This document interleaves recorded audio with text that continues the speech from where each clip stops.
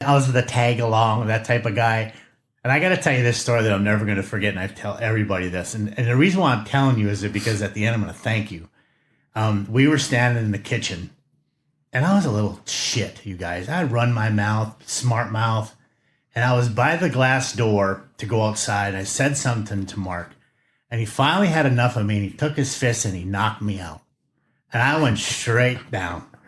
And I got up, and I think I called him an effer. I think I said, "You mother effer." And then my mom slapped me across the face because I swore in front of her. That was right in front of Mom, wasn't it? That wasn't good, yeah, because we didn't cuss in front of our parents. As an adult, I barely cussed from it. But I learned that day, even though I hated him, I learned that day going forward that you have to be accountable for what comes out of your mouth.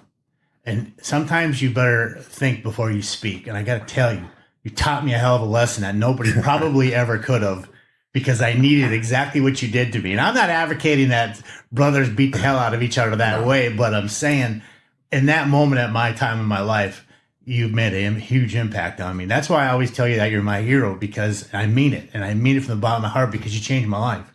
Well, and thank you. I appreciate that. And, your circumstances and what you were thinking at the time were a little different than what I was thinking at the time. So, as we're sitting here today, it's obvious that you were a very popular person growing up. Mm-hmm. And I had my own jealousies about being popular, and you're being more popular than me at several times in my life. So I'm sure there was more to that. I just told my story to Renee here not long ago about how we got in that fight. Mm-hmm. And well, it wasn't a fight. It was one-sided. Yeah, you made me realize that, be accepting of who I am in my life, and who I was and at the time, and not sure to be like you and your popularity, because you really were. You were a popular kid. You always have been. Mm-hmm. And growing up, you've never really changed. You're that same likable guy that people gravitate to. Thanks. And that's been a little bit of a jealousy of mine my whole life, probably. Yeah. Well, so I didn't know that. It's part of growing up. Make my way.